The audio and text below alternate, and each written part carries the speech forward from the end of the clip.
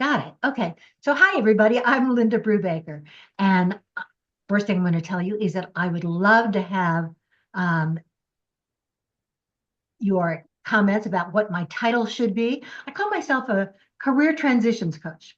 Career job search coach doesn't really do it because what I really do is that I help people determine how best to make that transition from one job to another, to use those transferable skills and to talk about what's in it for the company that they're looking at or the industry they're looking for, to translate things from what you've done to what's important for somebody else.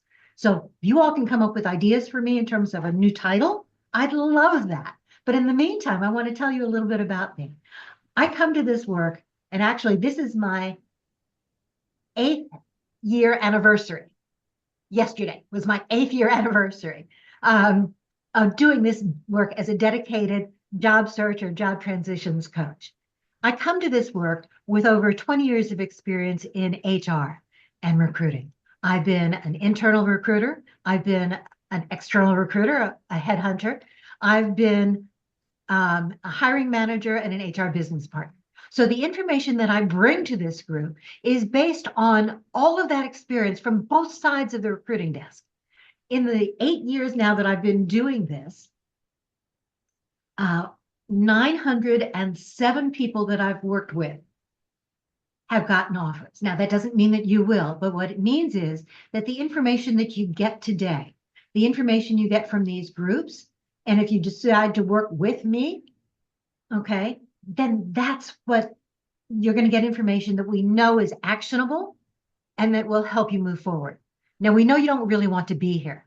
So our goal today, as it is every week, is to give you the tips, the tools, the networking to help you move forward so that you're not here next week.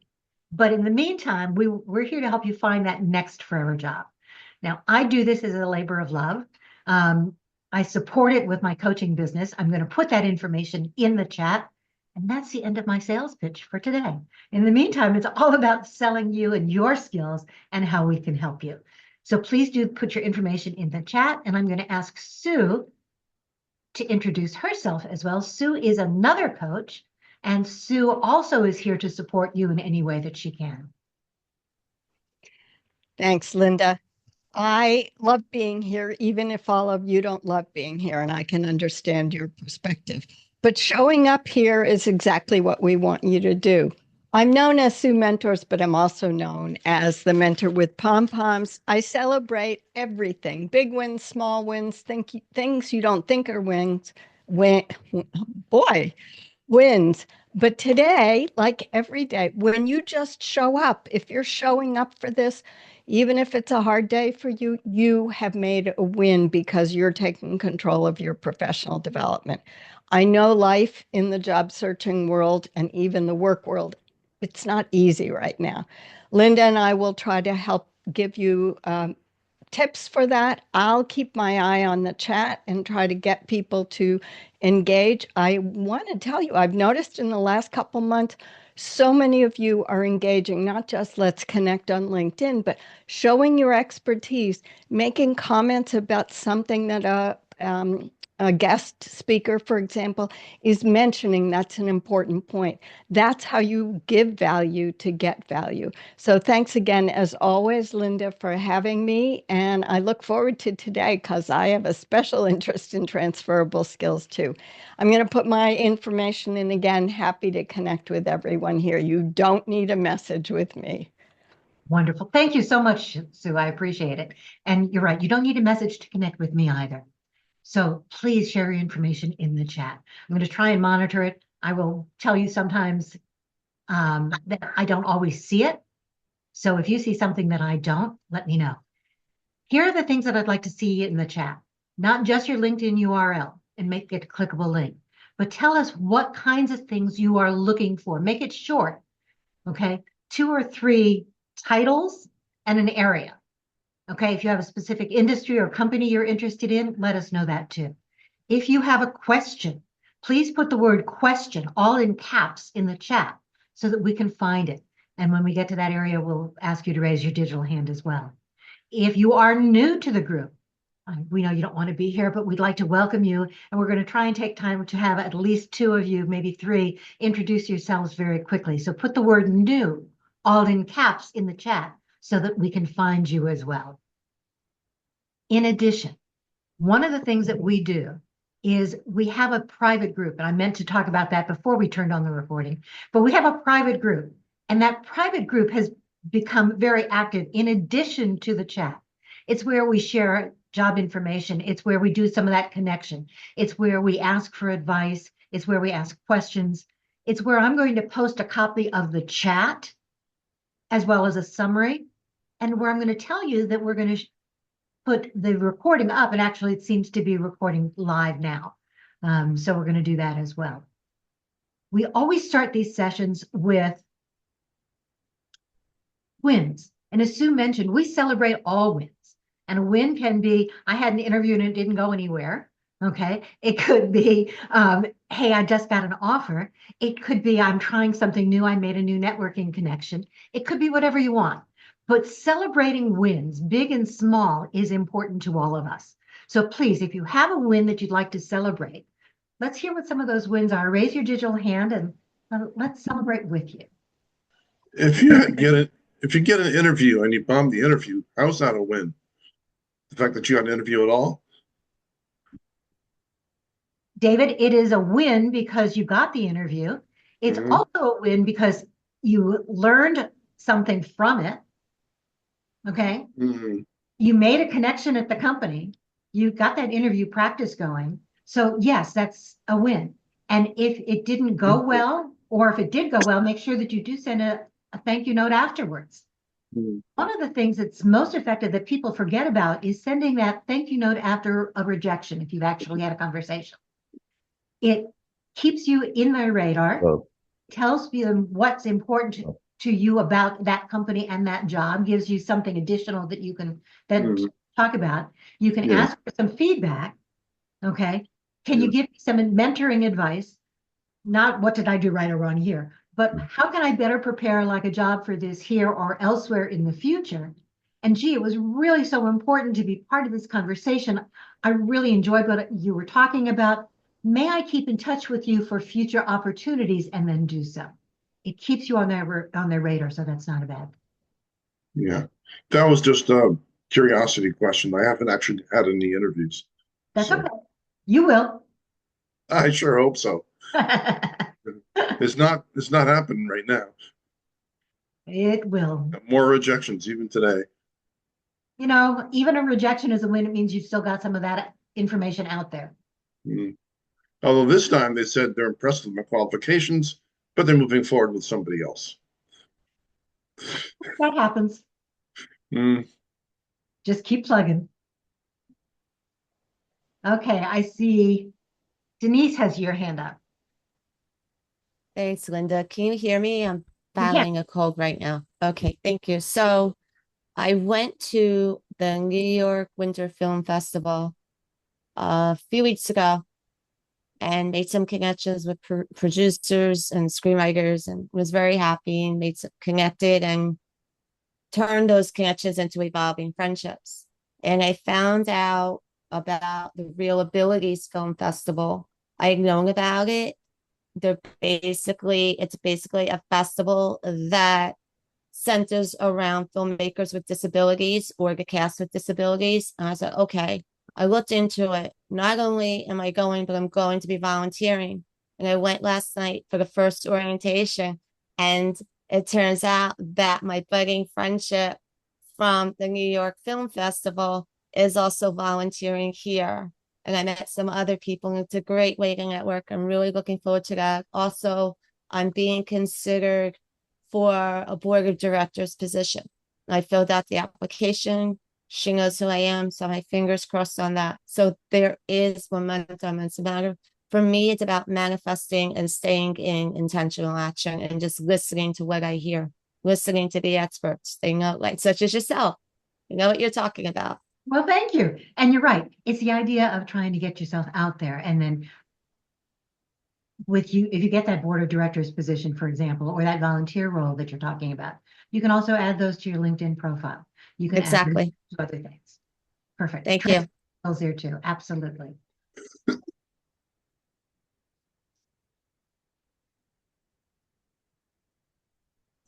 Good morning. You have to unmute. There you Sorry, go. I'm trying to multitask here.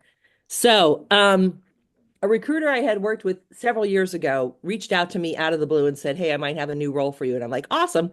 So, we got connected. They said, "Tell me what your availability is for an interview." I say, "Tuesday, Wednesday, Thursday this week." And they say, "We need you to interview on Monday." I was going to the East Coast for a wedding, so I had very little time to get my shit together. But I had this interview at my friend's house, and the hiring manager said, "Oh, are you so and so?" And I'm like, "No, I had to come here for a wedding, and this is who I really am." Anyway, it went great. It's a 6-month contract role, but I don't care. I want to keep moving in the process because it's just a good place to be. That's It's, right. yeah. So, And it doesn't matter how long the contract is. The contract still gives you additional skills that you can add to your resume. It gives you exactly. additional people that you can do networking with. It Yeah. gives you additional people that you can, whoops, sorry, didn't mean to do that. It gives you additional people that you can use as referrals and references. It gives you those internal contacts. Yep. Always a good thing. Yep. So keep us posted. Don't worry. I know. Okay. I hope the wedding was good. Oh my God. So over the top. I have never been to such an incredible wedding with about 200 guests. I'm sure it cost $1 million, but it was just amazing. Amazing. Well, that's Really. wonderful. Okay. Yeah. Congratulations. Thank you. By the way, if you accept a contract, always remember to continue the job search because Right. contracts, even though they say that they're for 6 months, you don't want to be at the end of the contract and then starting to look again. You want to keep that pipeline going. And there is an unspoken but fully understood idea among the HR folks and even hiring managers that if you're on a contract, you really want that full-time job. Right. And so you're going to continue to look and may leave before the end of the contract, the same way that they can terminate the contract at any Yep. time, even though they say Yep. it's. So, absolutely. Thank you. You're welcome. Good luck. Thanks. Okay. Krishna, thanks for waving at me. Yes. So I definitely had a win last week. I had my very first in-person interview exactly a week ago on Wednesday. So I was quite happy about that. This was after 3 months of searching. So, and it was pretty intense. I mean, went nearly, I don't know, it went from 11 a.m. to 5 p.m. Oh my goodness. And they took me out to dinner. So it was pretty intense. So I'm That keeping my was. fingers crossed and see how it goes. But the lesson that I learned from this is I've applied to many jobs, and this particular one very much in my core competency, very much in what I had done before. So maybe it's a message to me that I should just be focusing on what my core competencies are and try to be really focused on that. So that's all. Yeah. Okay. Thank you. Congratulations. Keep us focused. Yeah, Keep will us do. posted. Yeah, thanks. See, anybody else have their hand up?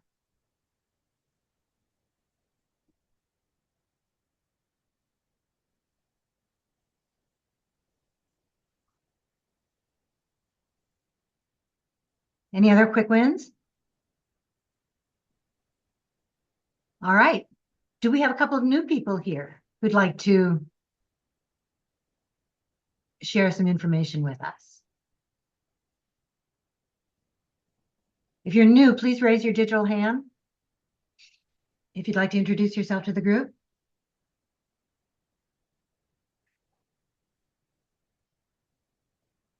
I know that there's some new faces here. You don't feel obligated to introduce yourself, but if you'd like to, we'd like to know more about you so we can support you. All right. Then let's get going. Okay. So our topic for today is that whole idea of transferable skills. So a lot of us are frustrated with what we're doing. We want to get into new areas. We want to know if we've been in one industry, how do we transfer from one industry to another, even with the same set of skills? And you just heard Krishna talk about the fact that he wanted to focus in on his core competencies in terms of his job search. So I want to hear a little bit about what kinds of things you are doing to try and focus in on what some of those transferable skills are, identify some of those transferable skills. And for example, I'm seeing Joe in the chat saying that he's looking at leaving his area, his field, to move into something else. Joe, may I ask why? And what you're looking for? No, yeah, you can hear me, Linda? You can. Yeah, I've been in the IT field for over 20 years. And ever since the pandemic started in 2020, it's kind of thrown a monkey wrench into all of it. And a lot of the stuff I'm seeing, I'm getting, the only feedback I might be getting, Linda, is overqualified. And I don't know if that's just a code word for being too old, or if I'm too expensive. I'm getting, just like I posted, I had 2 interviews this morning. I got one on-site interview booked for tomorrow downtown Chicago, 2 more interviews booked for Friday. I'm getting the interviews, I'm getting the calls from recruiters and HR reps. So the resume and LinkedIn profile is working. What's fizzing out is at the end, when we get to the finals, they're always picking someone who has more recent and relevant tech experience because I've been laid off 5 times in the last 3 years. Last year, I had 4 offers. 2 of them were withdrawn. 1 ghosted me, and 1 was only a 3-month contract during the summer. So, and with these small contracts, people aren't thinking I'm committed, don't want to work. It's like I'm typecasted. And it's hard to be able to sell myself on that when the hiring manager could just pick up, just hire the last guy that, oh, he just recently left a contract 2 months ago where he worked 2 years at, or a job. You see, they're picking someone who's worked at a job for 1-2 years recently over me that's been out of the full-time workforce for nearly 5 years. So I'm at the point of looking at changing careers in a customer service or data admin and processing, which is what I'm going for tomorrow at technical. So I'm getting hits. I'm getting some replies to that. I got obviously a lot of transferable skills come from help desk, desktop support, many years in retail, working in computers, effective communication skills, and using AI to enhance my resume. Not completely rewrite it. I always edit it, and I'm getting results as a ChatGPT. I'm making it work for me. That's why I'm getting these results. So my hope is, I'm crossing my fingers that one of these comes through to a full-time, and most of these are full-time jobs. I have to get out of the contracts. It's really just hurting me. That's all. I understand. Okay. So a couple of things there that I picked up on, one of which is the contract roles and the short-term roles. We're going to talk about that specifically sometime next month when we do a conversation about what we're calling portfolio careers. Okay. The idea that you're doing lots of those short-term roles, but you can package them together to talk about them in a way that doesn't look as though they're necessarily short-term contracts, but that you can talk about the individual companies you're working with under one label, as well as talking about all the skills in the companies that you've worked with. Transferring to other areas is not a bad thing. It's building on those skills that you have. And Joe, I'm happy that you're getting some of those hits. That's really good. If the interviews aren't going, then sometimes you need a little more, people may need some additional assistance in terms of interview prep and how to answer some of those questions, especially about some of those short-term roles. David. Yeah, even though Joe Kaminsky has not, hit the bullseye yet, he's getting interviews and getting interest from recruiters, and which I have not been getting. And what are you doing that I'm not doing? Or is it that you have a better work history? Joe. What I'm doing is branding, really. A lot of these places, either the recruiters or the HR rep are Mhm. finding me on LinkedIn. Uh-huh. Just because I have over the 1,000 connections, Uh-huh. I have a good, what I do is I put a short title and my location, Chicago, in my Uh-huh. title. So people, when they see my name, they see where I'm at. Right. I've got So, that too. Mhm. so what I'm getting is branding on LinkedIn, and I'm applying at a lot of different jobs. You may call it spray and pray, but I'm applying at a lot of different jobs, even where I might only be 50% of. How many are you applying to weekly? I don't really keep track too much, honestly. I only keep track of stuff that I actually get an interview for, but I could Mhm. be going anywhere from sometimes 10 upwards of 25 to 30 a day. Either easy, and a lot of these have been easy applies, and I'm getting responses back. Really? I mean, I I'm getting responses back, but whether there's just so much competition in IT here in Chicago because it's oversaturated with a lot of the federal workers leaving, and there's a lot less technical jobs because companies have left. It's not a very business friendly city, so there's a lot more competition for what little real jobs are left, which is kind of why I'm looking into moving into other areas. And I'm getting calls for customer service, and tomorrow is actually one for IDOT, Department of Transportation. Okay. So one of the things that I would tell you is, yes, you should keep applying. No, you should not do a spray and pray approach, even though it seems to be working for Joe. As a recruiter, putting on that recruiting hat, it is not the most effective way to work. Your most effective way is to demonstrate how you match the job. So when Joe was talking about branding, okay, making sure that you're making yourself that subject matter expert for that role, that works. Mhm. Okay. Easy apply, maybe working for Joe, but for most people, it does not. And one of the problems with easy apply is that you're more likely to get contacted by spam recruiters. Uh, Okay. We're finding a lot of spam recruiters are doing that. Not only that, what we're finding is that with the easy apply, you really can't customize a job or your resume or your materials for the job. mhm. Okay. So Joe's approach is working for him, and congratulations, Joe. I think that's fantastic. But for most of us, you're better off not worrying so much about the numbers as you are about making sure that you're applying for the jobs that you really have an interest in and that you can demonstrate your value to. Mhm. Okay. But I've Joe not been posted. I've not been getting any calls from recruiters, or as other people are. So maybe there's something I'm doing wrong, or maybe it's my history isn't as good. I gotta diagnose this. Could be. Now, David, one of the things that you're doing is you're doing a lot of training. Have been doing a lot of training, I not so know. much now. Fantastic. No, but Yeah. that's great. So need to add that to your LinkedIn profile and your resume and Hmm. probably two different spots. One of It's which all is there. in the training spot, but it should be on Oh. your resume as well and on your profile right at the top. Okay. Here's what you're doing while you're looking for your next full-time job, your next So forever job. in You are my doing about this. section, Not just in right? your about section, as part of your experience. Mhm. Okay. Because it shows that you're actively involved in what you're doing. Uh-huh.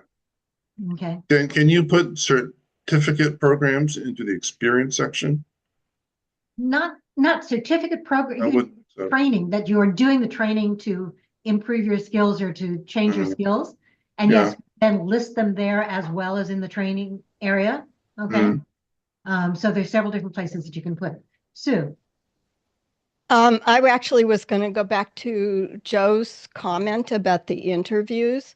And again, it may help David too. But Joe, it sounds like maybe, and I don't know because I wasn't there, but maybe you're losing them in terms of telling the story instead of, I'm not up to date on certain things, or you didn't exactly say it that way, but rather, here's how here's how over my career I've been a fast learner. I learned COBOL in 2 weeks or, whatever it is. I mean, you can tell how old I am when I pick COBOL.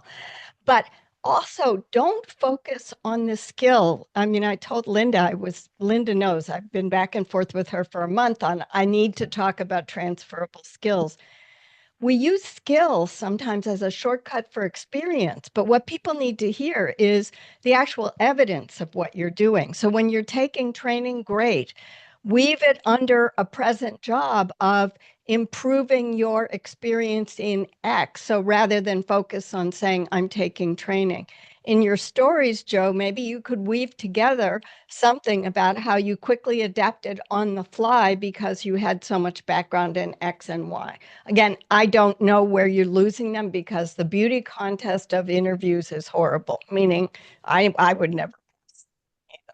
So hopefully that helps you think about it, not to focus, the skill is there, but use it to get what you want so that you get to tell a story that weaves together many of your transferable skills: adaptability, teamwork, delivering on time, being independent, whatever are those different things there. So thank you, Linda, for letting me. Absolutely. And the thing that's really important in all of this is focusing in on what you can do for them.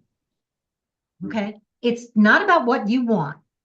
It's about what you can do for them. So the idea of building those stories in your interview, on your resume, on LinkedIn, in your posts is all about how what you've done, and de-emphasize what you've done and where, but what you've done, talk about the accomplishments and how it ties into what it is they need. It's not about what you want, not about what's in it for you. It's about what's in it for them. In fact, I did a post about that yesterday, a very quick one.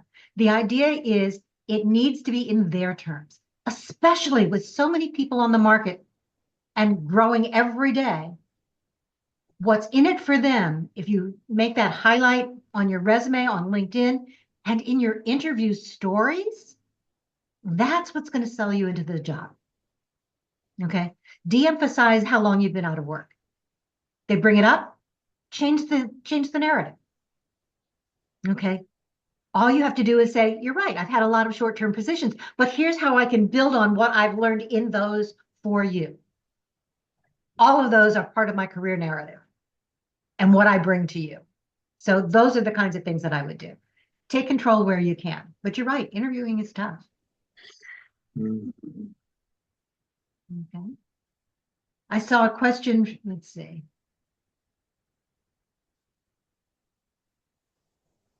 David, you asked a question about how do you recognize some of those spam recruiters? Yeah. Mm-hmm. Okay. I wish I could give you a cut and dry. Okay, but there are a couple of things. One of which is double check their profile. If what they're talking to you about sounds too good to be true, it's too good to be true. Trust your gut. If they only have a few connections, that's a red flag. Yeah. If you can't find the job they're talking about on the company's website, that's an issue. If the person who's contacting you wants to do anything by WhatsApp, that's a red flag. If someone just mentioned WhatsApp or Telegram, that's a red flag. Red flag. Real interviews are not handled on WhatsApp or Telegram. Okay, so you don't do it via text. That's what I always thought. But I've been contacted on instant messaging, and I don't really trust it. No, I got one this morning on my personal cell phone. Mm-hmm. Okay, as well as another one on my business phone. Both of those. We've got a great opportunity. Would you like to talk? And Block of course, you didn't solicit or apply for anything. No. Out Block of the it. blue. Okay, perfect. Speaking of scams, there's this company called Quantifying, I think. And they have asked me, I've applied for a job through them, and I get to a certain point in the process and they ask for my credit score. Red flag, drop off. Because I clicked a link and it got to a place where they want my birth date and social security number. And at that point, I backed out completely. I'm not about to give them that. You're done. Yeah. Okay.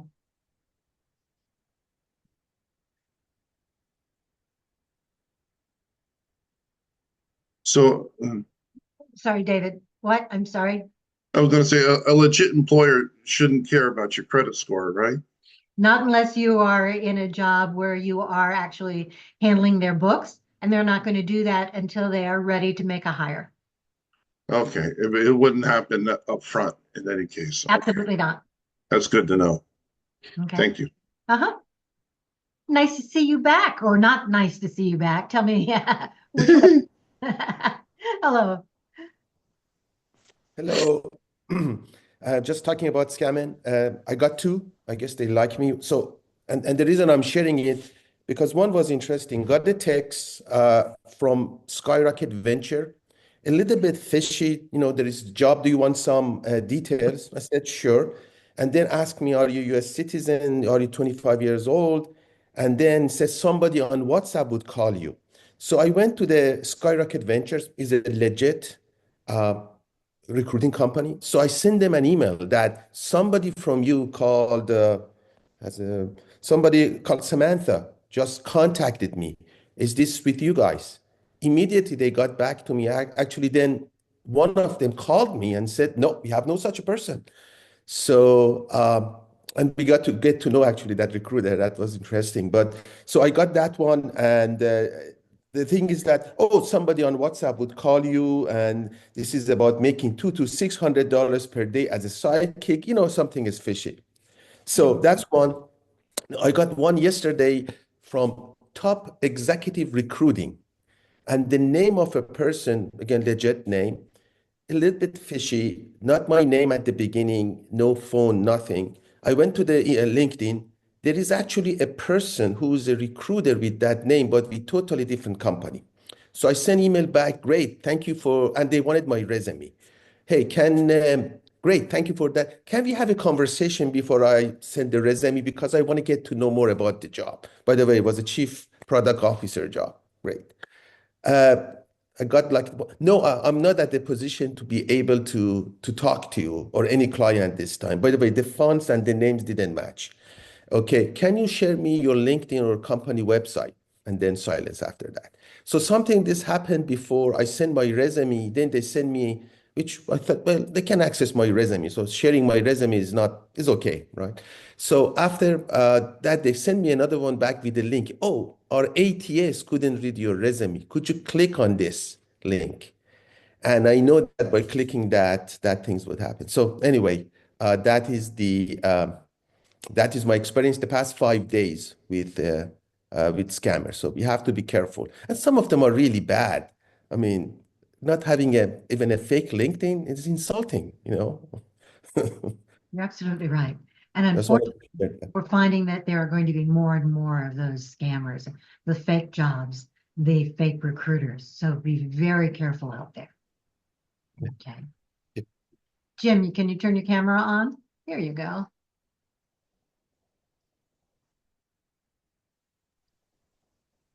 Unmute. Telling this story. Oh, hi everyone.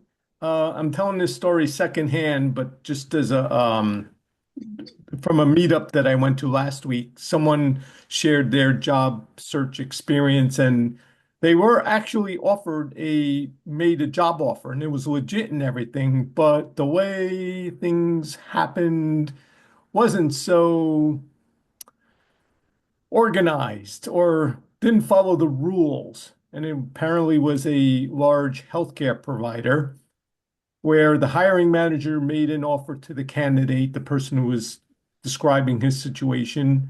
They sent him the job offer via text, but didn't include human resources.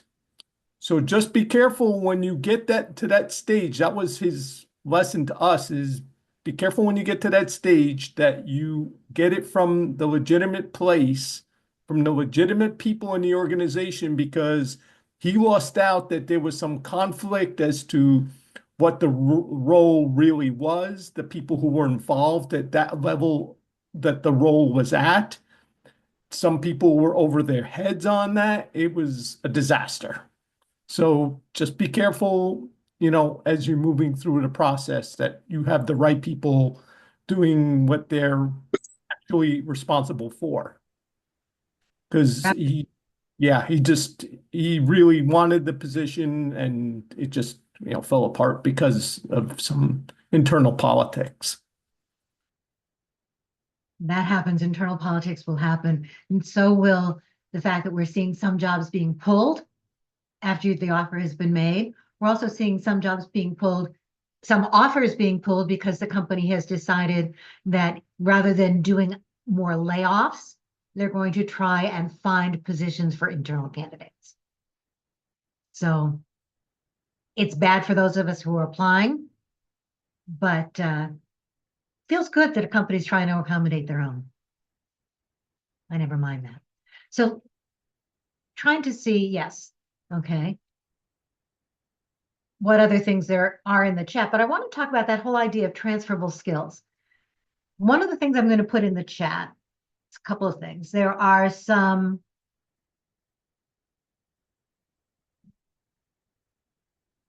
if you're a federal employee and you've been affected by a layoff or think you might be, there is a whole group that's out there to help you. Oops, didn't mean to turn that on. Okay. But it's a group that's out there for those people who are in that Fed space or were in that Fed space, talking about how to make some of those transitions. And in our private group, since I can't find it right now, there's also going to be some training programs specifically designed for federal employees. Now, there was one posted this morning that I saw that I haven't yet had a chance to respond to. Whether you're a federal employee, former federal employee, former government employee, whether you've been in any industry, no matter how long you've been in job search, there are programs out there to help you with training. I think I put some of the links to those in our private group, but I'm going to remind you of one that's important. There is a federal grant program that is still in effect called WIOA. It's WIOA, Workforce Innovations Opportunities Act grants. And what those grants are, they provide training program funding, free money for training programs at specific organizations. Now, there are specific training programs that are out there. They have to be approved by the state, by various organizations. But the number of programs that are out there are absolutely amazing. To try and find some of those programs, go through your local unemployment office. You do not need to be getting unemployment, but that's where you can find a link to those WIOA grants, or put in WIOA and then your state name. You have to be approved for the process. If you are currently receiving unemployment, it's very easy to get that approval. If you are not, the approval is still very easy, relatively easy to get. It's just maybe a little more paperwork. Okay. One of the things with the WIOA grants is that they will not fund a degree program.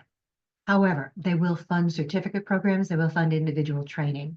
They will fund some of those programs that help you make those transitions from one career or one industry to another, to make use of those transferable skills and gain new ones. If you are going for some of those programs and you're not sure whether or not the program is going to be worth it to you, or whether or not the provider of the program is a good one, DM me and let's talk about it. Okay. I know a number of them. I don't know them in every state, but I can help you determine whether or not it's a reasonable provider. One of the problems with a WIOA grant, and it's just my issue perhaps, is that with a WIOA grant, you're given a certain amount of money. And all the people who are providing that WIOA training in your state, in your county, know how much money that is. And so when you go to them for one program, they're going to want to sell you X numbers of other programs to meet that total dollars. Make sure that remember that you are choosing the programs that work best for you moving forward. Don't let them sell you a training program. Make sure that you're doing your research to make sure that what they're asking for or what they're trying to sell you the program for is a program that you can really use. Okay. All right. So let's use that, Jim. Yeah, and not to contradict you, but I know that I went to a WIOA meeting in Bergen County in New Jersey, and they told us that some colleges do offer free tuition to unemployed people who live, yeah. So just depends on where you live that they, yeah, I'm not saying it's a degree program, but I do remember they said that some of the state colleges do offer that. So Yes, they do. And some of them may do that. That may be part of the WIOA program, but the WIOA program is free money and you can use it at a local college, a community college, a variety of other organizations. Okay, so that's great. And I'm seeing some colleges now starting to offer additional resources as well. And that's a great thing. You can also go and get some training directly through your unemployment office, again, whether you're getting unemployment compensation or not.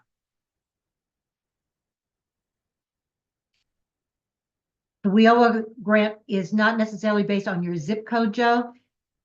The WIOA grant is a federal program. Each state, however, determines how that funding is used. More importantly, each county, in many cases, determines how much money you are eligible for, and it is a lifetime max. So, for example, I'm going to use the Chicagoland area. If you are in Lake County, Illinois, you're eligible for up to $10,000. Just across the street in Cook County, the highest amount you may get, and it depends upon the year, is $6,000 to $8,000. So it really depends.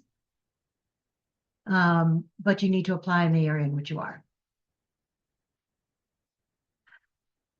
Okay, so now let's do what we're really talking about today, which is that whole idea of transferable skills. And the idea of getting that training is really important.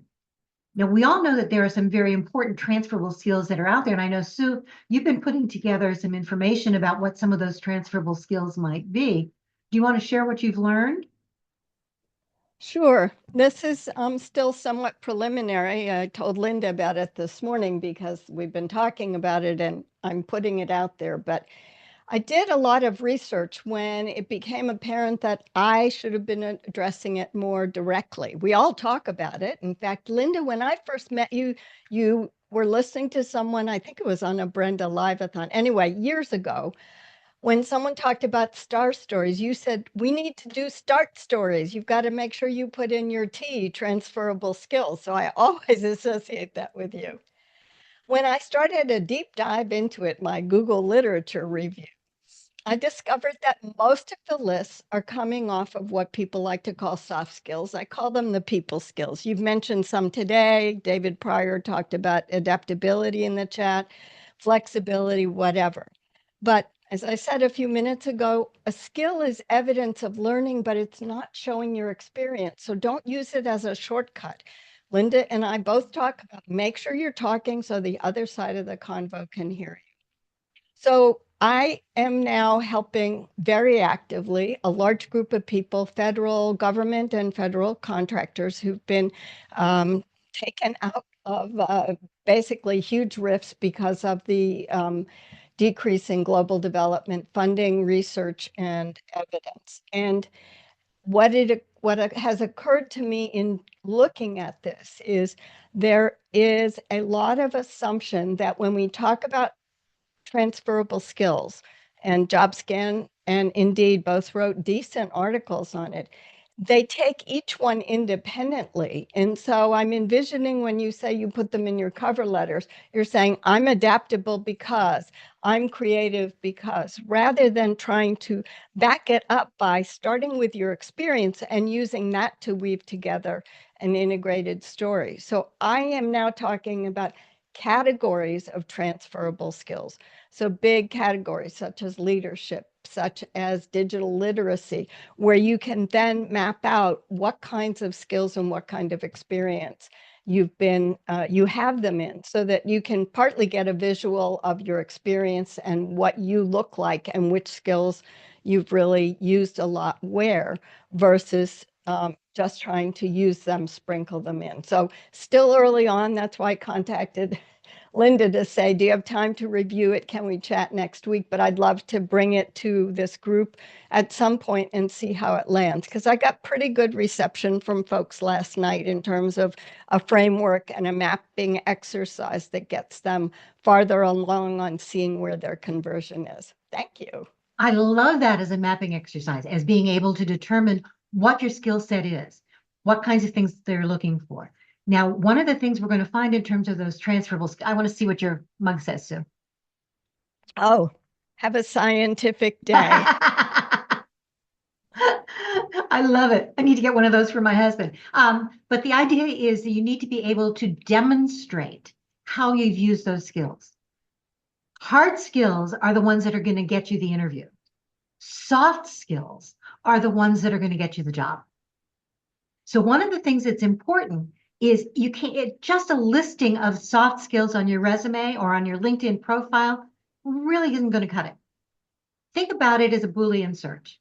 I really want to be able to do a search where I'm adding together the things that are going to make you the candidate I want to talk with.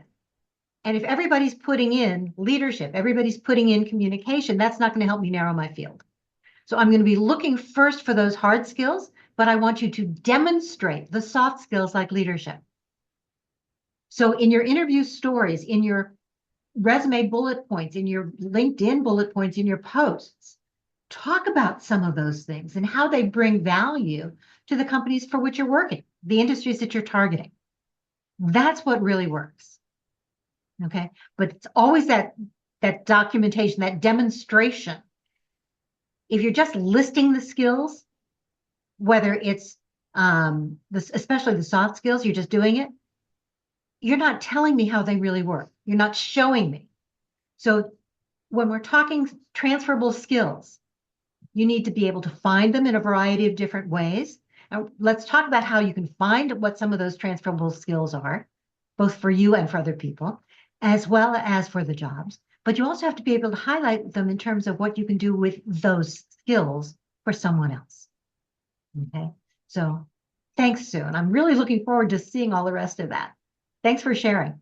But that framework that Sue just talked about in terms of putting together a spreadsheet for yourself. Here's how I've demonstrated my leadership skills, my communication skills, my negotiation skills.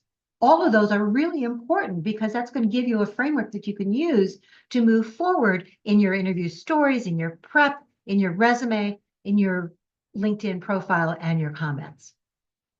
Now, how do you find the skills that are transferable? Is customer service a soft skill? Yes and no. Customer service could be both. If you're talking about experience and how you've actually applied that customer service, then it's a hard skill. If you're talking about it as a soft skill, then it's one of those things where you have to demonstrate how you've used it, but being able to assist customers, I would say that that's more of a hard skill than anything else. But yes, it's the empathy, the communication, the problem solving are things that you do that are the soft skills. The leadership, the communication style, the active listening, the problem solving, those are the soft skills that lead you to be an effective person in customer service. Okay, thanks for that, David. Both Davids. Okay, so how do you figure out what skills you're really looking for and what skills are transferable? We all know that we have them. It doesn't matter where they come from. And that's the important thing. When you're talking about resumes, when you're talking about your LinkedIn profile and your LinkedIn activity, figure out what are the hard skills for that particular job, and let's figure out how we can transfer them. So you can look at those. How many of you tried to do some of the looking on LinkedIn? If you've got a premium account, LinkedIn will help you determine what the skills are for that particular job that you're looking at. Has anybody used that skills finder on LinkedIn or on JobScan?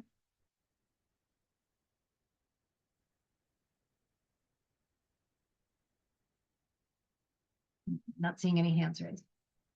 So Denise, you've used it?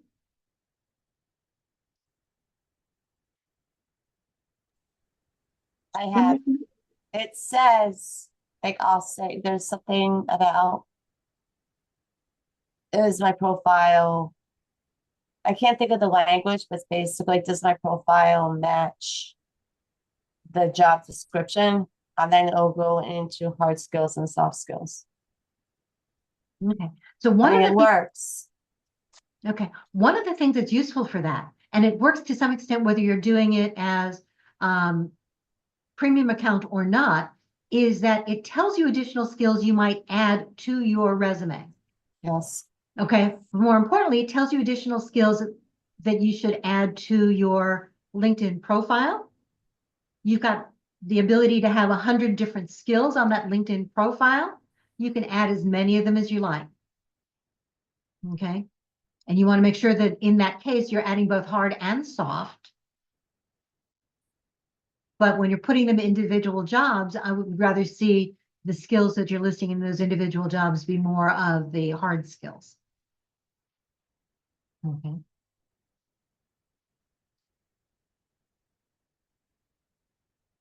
What have you found, Ellie? And did I mispronounce it again? Yes, you have pronounced it perfectly. Okay. So in addition to that, for certain job, I recently came that LinkedIn actually get my resume. I can attach my resume. It completely reformatted and tailor it toward that particular job, save it in a PDF, and then add the name of the company as the file name. It's not in every job on LinkedIn, but for certain job, for whatever reason, gives that feature, which was new to me. I don't know, they're still experimenting with it or not, but it's pretty handy. Of course, you need to go and manually look at it. You know, sometimes things might be a little bit not right, but I find it to be very interesting that that makes it more ATS happy with that particular job. So that's another feature. Okay, so be careful because some of those, any kind of AI, okay, and there are a lot of versions out there, is a good starting point. But ATS systems, recruiters, hiring managers, those of us on LinkedIn can often tell that something has been written by AI. Okay. And in some cases, they are automatically rejecting some of those resumes. So do be careful. Okay. Correct. It really needs to be you. It needs to be, use it as a way of giving you the ideas and the information. Absolutely. There's nothing wrong with that at all. But it has to be your voice. Recruiters and hiring managers are telling us, I don't want something written by AI because you're not going to be using that on the job to write for you. I want you. And if you're telling me that the job has communication skills, I want to know how you write, how you phrase things.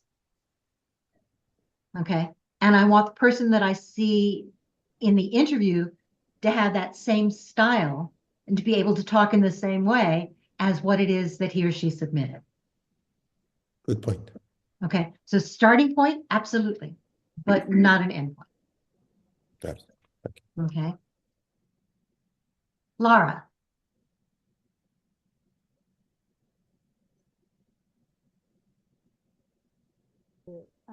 I have used it. Can you get a little closer to your mic? Here we go. Much better. Yes, thank you. My experience, I guess part of it is that I'm not a traditional field. And so when I've used the skills, I get job descriptions that are really outside my field entirely. And I'm in a space right now, and I've mentioned this in the chat as well, where recruiters are seeing over 1,000 applications per posting. Okay. And so what I've heard now at least 3 different times, no, actually no, at least 5 or 6 different times on the few occasions when I do get a note back, that they're looking for the perfect fit. And so having transferable skills is great, but at this point in time, the market is such that they're able to find the perfect fit, or more likely to find the perfect fit. Yes and no. So, okay, but you're right. I'm just saying that based, I know it's an N of 1, and it's not, more than one person's experience at this point, but that's what I'm hearing from those who do write back saying, sorry, we chose not to interview at this time. I got a very long email just yesterday. That was an email shared with apparently 1,200 other applicants about the fact that they got 1,200 applicants for this one position. They're interviewing a very small number. But at this point in time, they're not able to interview everybody. Okay, so there are a couple of points there that are really important for everybody to know. Number one, if you're looking on LinkedIn as an example, and it says that there are 1,000 applicants, okay, that's not necessarily true. It's not on it's not LinkedIn. It's the recruiters themselves when they're writing back. No, I understand. I was going to go there as well, but I want to first do about how many people are applying that you see on the jobs. Don't be scared off by that, because those are the people on LinkedIn who are actually looking at the job, not necessarily applying. And people are going to apply both on LinkedIn as well as elsewhere. By the way, don't apply directly on LinkedIn, apply on the company's site. But yes, you're absolutely right, Laura. The number of people who are applying for jobs has grown exponentially. The fact that there were 1,200 people who applied for that one job doesn't surprise me at all. What recruiters I'm sorry? I wonder what type of job she's applying to that there's so much competition. 1,200 plus applicants. It doesn't really matter what the job is right now. Oh, Okay, what we're finding, David, is that because there are so many people looking, and because unfortunately AI is at both blessing and curse. AI makes it very easy to apply to jobs if you're just going to use their wording. Recruiters are getting inundated, which is one of the reasons that you have 1,200 applications for one. Okay. As a result, what recruiters are telling us is that they may get 1,200 applications, but of those, and remember, they're doing that Boolean search on those applications as they come in. Okay. That when they're getting those 1,200 applications, maybe 10% of them are even worth looking. Okay. Question. What is the advantage, or why is it better to apply on a company website than through LinkedIn, say the Easy Apply? Okay, so Easy Apply, two things. Okay. And David, we'll do that again next week when we're talking resumes, and the week after when we're talking Ask Me Anything. But applying directly on the company's website, as a recruiter, I get an email that day, several times a day, saying X number of people have applied, go take a look, and here are the new ones. If you're applying directly through LinkedIn, I may not get that for a week or so. It still has to go from one system to another to another. Okay. Okay, so that's the main reason. The other thing is that if you're applying directly on the company's website, you know it's a real job. So you could say that on the jobs on the company website might appear first there than jobs in LinkedIn or Indeed. I can post in both places, David, but the point is that your resume is going to get to me and get to my attention faster if you actually apply directly on my site. Okay, so the process is quicker. Yes. Okay. Now, Laura, in terms of the direct fit, you're absolutely right. There are companies who are still looking for unicorns, and that's true. Okay, we want to have somebody who matches everything, but it's up to you to demonstrate how what you do matches what it is they're doing and what it is they're looking for. You have to demonstrate that tie-in, and you have to demonstrate it in the first third of a page of your resume to make it easy for me. We're going to talk more about that next week when we talk about resume do's and don'ts. But in terms of not being able to find the right skills and find the right jobs, instead of looking for the skills and doing that, or job titles, look for the tasks. That may help you narrow down the applications, not the applications, the postings that show up in terms of what it is you're looking for and the better fit. Yeah, doing all of that. It's a tough one out there. And again, it's not a pretty market right now. I think that's just, we need to be aware of that, and that it's not going to get prettier in the next few months. My cracked crystal ball, Laura, says few months is an understatement. Yeah, but we're all going to have to be patient, I think.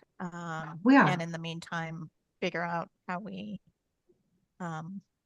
spin in productive ways. Exactly. And we also Because have to it be able, is not pretty. it's not pretty, but it's another reason that you have to be very intentional about what it is you're doing. If you're one of the people who's contributing with that spray and pray approach with your resume, you're making it harder for everybody. And you're not going to be as successful in your job search. I'm taking 4 to 5 hours for every application, so there's no way that I'm doing You're not doing spray and pray. 10 to 30 a week. But that said, it's,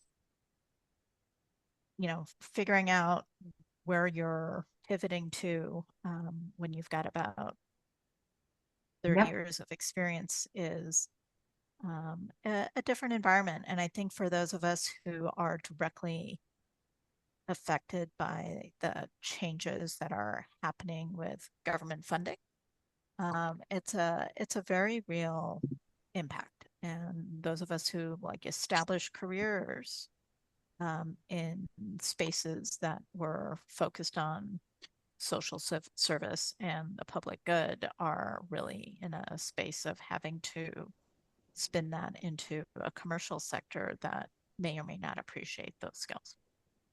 I think they do in many cases. You're right, especially though, unfortunately, because there's so many people who are trying to make that transition. But the idea of showing how what you've done. So what did you do, Laura?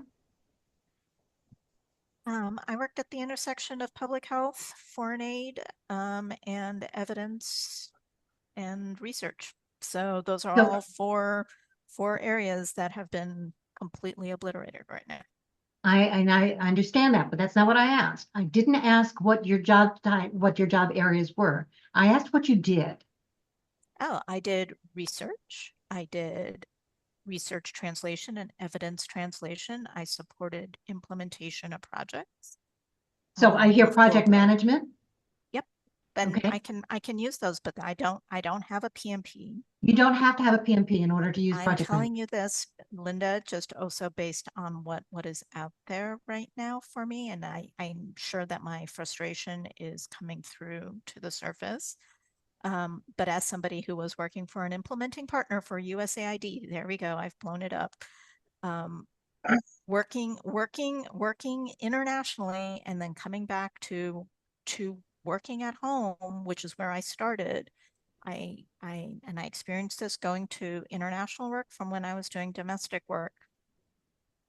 There is a lot to be said for the skills that we bring to the table, but when we're coming to the table with 30 years of skills and experience, and we're in an oversaturated market with people who are coming in with 15 years of the same experience and the same skills, we are a lot more expensive to hire than those people with the 15 years. And I understand that. And coming from one industry, one government sector to another kind of an organization is going to be a different kind of a situation and different pay levels. And we understand that. So number one, many of us have 30 years or more of experience, but you only really need to talk about the last 10 to 15. Okay. And I understand that. And I understand the frustration. I can see it in your face. I can hear it in your voice. And I apologize for all the recruiters out there who can't see it, who can't see the skills and make that transition. But to be honest with you, the people who are looking at your resumes, you need to format it for the dummy on my side of the desk or the screen. You need to be able to demonstrate quickly how what you've done in the past is important to what I need. If you match at least 60 to, well, I used to say 60%, with so many people looking, okay, 65 to 70% of what it is they're looking for, and you can put it in their terms, go ahead and apply. That's a great job to apply for. But it's up to you to demonstrate that tie-in. So when we're talking transferable skills, you've got a lot of them, okay? And they're usable in a variety of different areas. And I apologize. Elena, you've been sitting there for quite a while. Thank you for your question too. What kinds of things can we answer for you? Oh, actually, I was offering an answer to your question in regards of JobScan and other tools. I've been using JobScan on Profession Full Edition for over half a year, I finally stopped using it. The plus for JobScan, they claim to adjust a recommendation to specific ATS system for the company you're applying to. I don't know what it's worth, but that's the claim. I found out that it's easier to, and my resume is written by a person. I am making minor adjustments based on recommendations of JobScan. I found out that if you ask ChatGPT correct prompts, those answers were more useful to me. Then JobScan. Correct. But JobScan has this wonderful toy that you can look at, that your resume is 36% match. You do minor changes, put it in, and minor changes, I mean problem solving with a dash in between or without a dash in between. That will increase your resume rating from 36 to 52%. Then you do some other changes and it gives you 73% and says, oh, your resume is ready for application, go and apply. I'm just sharing my experience for what it was. Have you had success doing it that way? I've been doing it for over half a year, and then I developed my own prompts for ChatGPT and switched to that. Okay. In my experience, the only way I'm getting interviews, and I'm over 60 and recovering from cancer and was not working for over 18 months. So in my case, I'm only getting to interview if somebody brings my resume in. Nothing else worked so far other than entry level or first level of interviews. It's not working. In one case, recruiter just told to me, well, you have to change your last employment date to a year later. Well, I'm not comfortable doing it, but I've been told. So does it work? I don't know. I don't see any difference, because if a person brings your resume in, then you're going on a different level and nobody really cares about dash and problem solving. That's all I have. Okay. Sorry, I just wanted to add something in the chat. Can't type and talk at the same time. There we go. Okay. So yes, there are a variety of different tools that you can use, but one of the things that's important, and we didn't get a chance to really talk about it much, is that whole idea of the market value of your skills.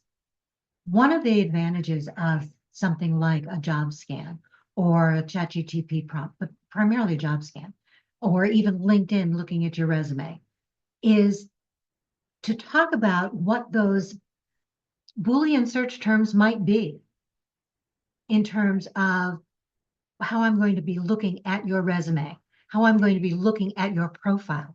If you're talking about your LinkedIn profile, as an example, mention that you can have up to 100 skills listed. You don't need them all. But what you do need to do is make sure that when you're putting those skills in, you're not just typing in your own version of what that skill should be. Use all of the job postings that you're looking at. Pull some of their key terms to see what's going to be important. More importantly, as you start typing that skill, use the LinkedIn drop-down box. Because if I'm doing a search, that's the only way I'm going to find you on LinkedIn is through those drop-down box terms. So it doesn't matter what you call it in your head. What matters, unfortunately, is how you are seen on LinkedIn, if that's where I'm going to find you, or how you're seen in terms of your resume search. So use the actual skills from the drop-down box on LinkedIn. Make sure that the ones that you are using are primarily the hard skills. You want to make sure that those are all there because those are your transferable skills. include some of the soft skills as well, because those are also transferable, but I'm going to initially be searching on the hard skills. So you want to make sure that those are there, and make sure that you have at least one endorsement for those skills for which you want to be found. That helps you pop up higher in those searches. In order to endorse someone, LinkedIn, please don't listen. I'd love to know that you really did it and be able to say you did, but honestly, in order to endorse you for a skill, all we have to do is be first level connections. So one of the advantages of our private group, if you want to go into the private group and say, hey, everybody connect with me, and oh, by the way, can you endorse me for skills A, B, C, and D? What would you like me to endorse you for? You can do that. First level connections only are the ones who can endorse you. You can also send messages to some of your first level connections. By the way, do not make this a post, but you can send messages to some of your first level connections and say, I'm trying to improve my profile and getting found. And I know that skills are important and endorsements are important. Well, just wondering, what skills would you like me to endorse you for? Them first. They'll come back after you've endorsed them and say, what would you like me to endorse you for too? And they'll endorse you. So make sure you're doing that, getting found for those. Take a look at your skill set.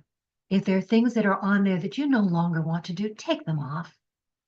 Okay, if you don't want to be found for Sue's example of COBOL, remove it from your skill set. Okay, you don't want me to find you, it's not something you want to do anymore. But those transferable skills are really important, and it's so important that I think we're going to do this again.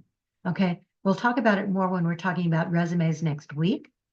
We may even bring up a couple of jobs and talk about what those transferable skills might really be. Okay, so remember your resume questions. We're going to be talking resumes, do this, not that.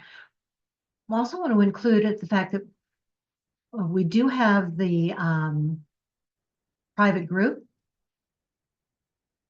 The only people who can join that private group are people who have registered for this program. That's one of the reasons I asked for registration. Private group means that while it's posted on LinkedIn, it's not visible to anybody else on LinkedIn other than the people in the group. You can't just search for it and say, I want to be a member. You have to either be invited or you have to ask me to join. And I can only invite you if you've come to these meetings and you're a first level connection. But you can ask me to join and I will double check and I will approve you the same day, normally within an hour or two. Okay, so please do that. There's the link to the private group right there. Share your information in that group. I do post jobs there as well. Make sure that what you're doing is visible to the rest of us. Ask your questions there. Again, with the word question in all caps. And I do want to make sure that these sessions work for all of you. So I put together, a Google Sheet. If you have this link,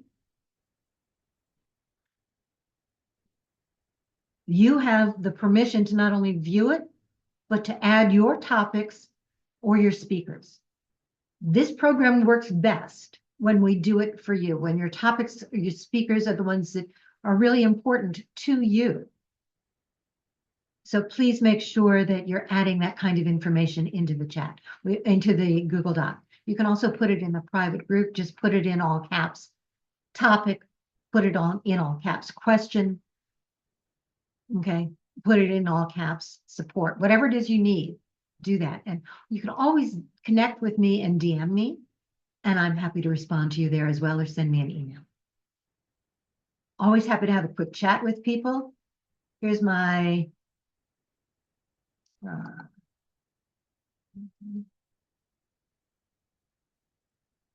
information again.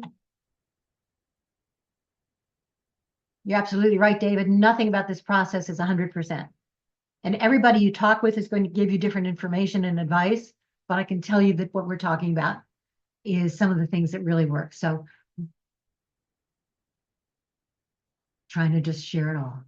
And one of the things that I love about this group is the fact that you're all sharing with each other. You're giving us advice about what works for you, what doesn't, what your concerns are, so that we can help support you too. Any questions? Remember, next week we're going to be talking about resumes, do's and don'ts. And we're going to be talking about all your questions on I think it's the 2nd of April, is a job search Q&A where you bring up any questions and we'll try and get those answered as well. In the meantime, anybody else have anything that they want to talk about real quick? And by the way, thank you all for hanging in with me. Make sure that I'm going to turn off the recording